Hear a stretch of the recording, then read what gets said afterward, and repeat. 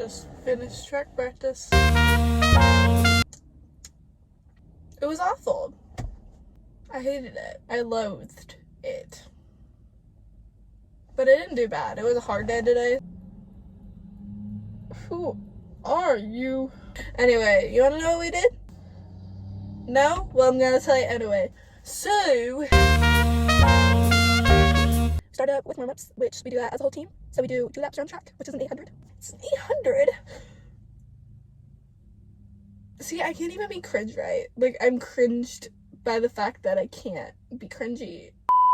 So we did 800 as warm-up with like the whole team, which includes the sprinters, the throwers, and long distance. Oh, and jumpers, I guess, but they're usually with sprints. Anyway. So, yeah. And then we split into 2 different sections, and so long distance we did a 3-lap warm-up again. So we did 3 laps warm-up. And then after that, we did a hard 400, which is a lap around the track. And then we recover a 400, which is like a little jog. And then we run like hard a 800, which is 2 laps around the track. And then we recover for the same amount of distance. And then we do a 400 hard, and then a 400 easy, you know. And then after that, we got a break. That was without any stops. And that was the main part of our thing. And then after that, we ran for mileage. So I think we got to 5 miles at the end of the day. I hate running. I hate it. My friends ask me why I do it. I don't freaking know. I feel like I'm giving the blue eyes. You know, like the creepy blue eyes right now.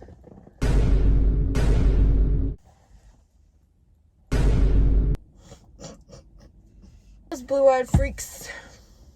Also, speaking of face. What? Speaking of the face, I got a comment on one of my YouTube shorts. This is actually kind of crazy. It's like my first hate comment. I don't even think it was.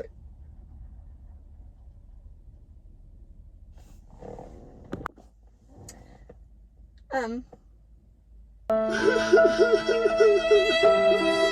just got interrupted by my mom. No, she was just dropping off my brother from drumline practice, and she came over here.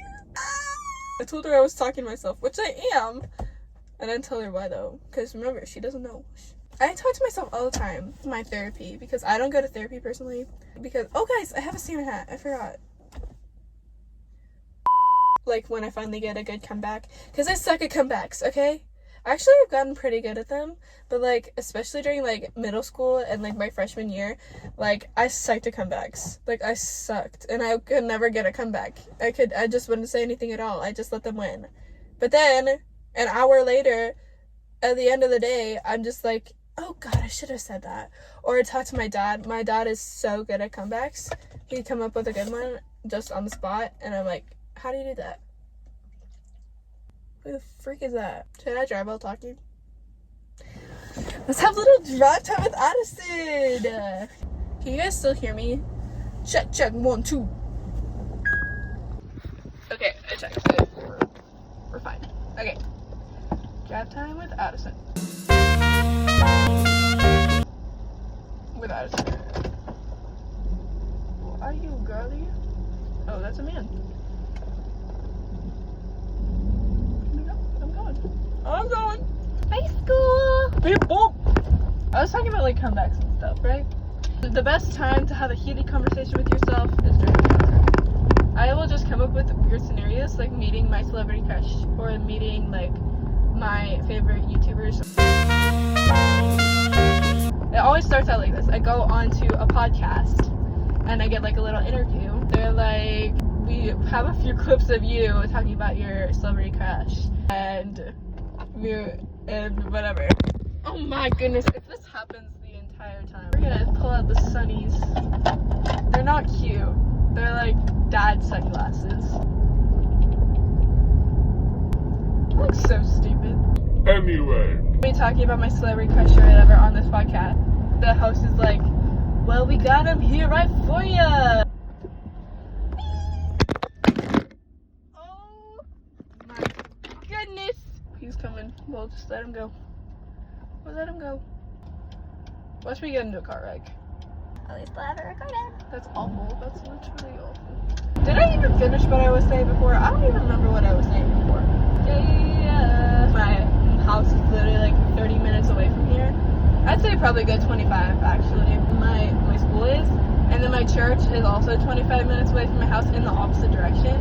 So I'm literally going east to west between my house, and it's kind of annoying sometimes. And gas ain't cheap, let's just say that. So I pay for my gas too.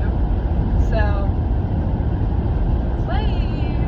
Also, guys, I'm single. I've been single my entire life. I've never had a boyfriend, and I don't talk to boys either. I did have this one little talking phase with this one guy, and it lasted a full straight 2 days. The last day of summer camp, this guy that never talked to me during the camp came up and asked for my number, and I was like, okay. He lived 3 hours away from me. It was never gonna happen. I was just like, okay, this will just be good practice to talk to a boy. This guy was not a real man. And I'm not saying like he was a real man, guys. He was a man. Like, I was 15. He was turning 18 in like 2 weeks.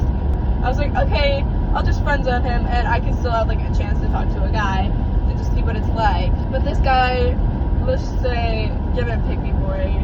But that's not even the bad part. So we were talking, that's when I friend zoned him. I was like, hey, I like you, but like the age difference is not giving. I didn't say that. I didn't say that. Long distance, it's not giving. This is never gonna happen. Let's just be friends. And he was like, okay, that's fine. So we were texting nonstop Friday, and then nonstop Saturday, and then it ended on Sunday. On Friday evening, I get this random text, hey, this is so-and-so's friend, the guy that I was texting. So Sean and I were talking, yeah, and he didn't really talk about his friend. I knew Cole before I knew Sean. Cole liked my friend. He didn't do anything about it. He didn't ask for her number or anything. Anyways, Cole texted me. I don't know how he got my number. I just assumed Sean just gave it to him without my permission. I was like, oh, that's cool. Cole was asking for my friend's number, and I'm like, I'm not gonna give you her number because you didn't have the guts to get her number during camp. And then he was like, Come on, please. and I was like, no. I was texting both Sean and Cole like non-stop Friday and Saturday. Cole kept wanting my friend's number. When I finally told him, no, it's not gonna happen, I'm gonna block you now, he was like, fine, we can just talk. And me being stupid and just letting him get what he wanted, we just kept talking. And so it was really weird because I was texting Sean and I was texting his friend at the same time. And then Sunday comes along. I get a text in the morning from Sean saying, oh my gosh, I just heard that Cole has your number. You guys have been texting. I don't know how he got my number. I think he stole it. And then I was like, okay, this is really weird. So I talked to Cole about it and he was like, yeah, I just really wanted your friend's number because I thought she was so cute. And I'm like, okay, well, you should have gotten it, not been a chicken. And then he started making a jab at Sean because Sean didn't actually ask for my number. He had a whole wingman going on. It was the guy, I don't know who he was. He was just like, Hey, yo, Addison. Sean wants your number. and I was like, Okay, sure. I shouldn't have given him my number anyway. I should have said, He can ask me himself. I should have just said no. But I didn't. So that was kind of my fault. Anyway, Cole made a little jab at Sean about that. And I was like, okay, Sean has nothing to do with this. This is all you. Keep in mind, okay, both of these people loved sending paragraph messages. Everything they would say would just be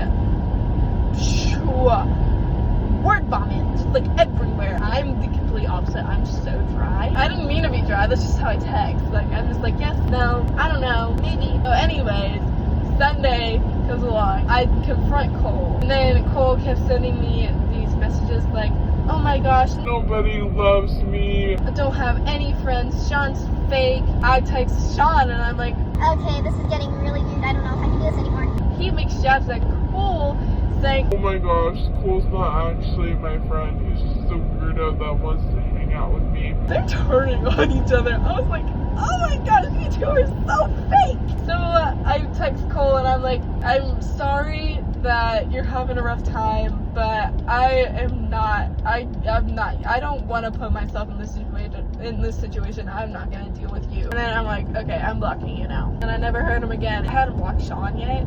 I was definitely going to cut things off with him. So I was talking to him and I was like, Hey, I have fun texting you, but I think it's just too much drama for me right now, and I can't text you anymore. I need to like goodbye.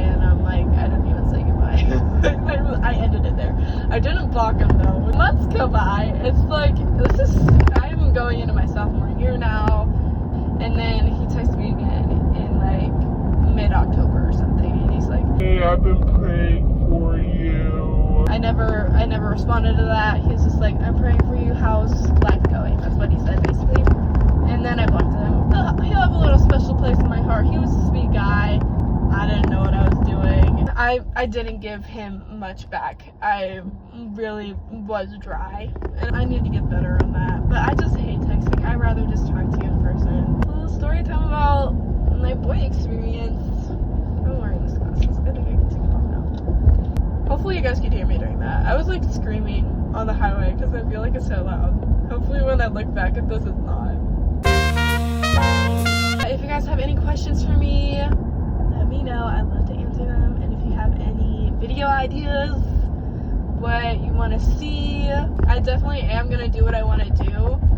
But, you know, I want your ideas. I'm surprised this phone hasn't fallen yet. Or I'm being blinded.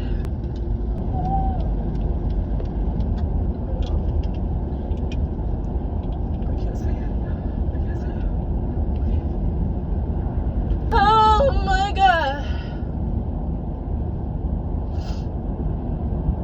Son of a boyfriend. I'm as single as a Pringle. I don't even think that's a saying. I'm as single as a corn dog. You don't see many corn dogs. You don't see like double corn dogs, you know. Take them off again. They'll be ready in my hand though when I need to get them on, because yeah.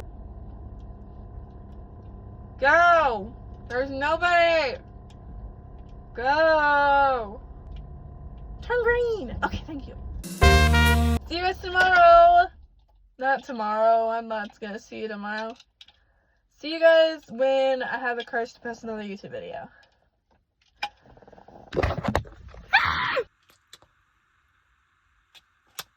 See you, Pookie.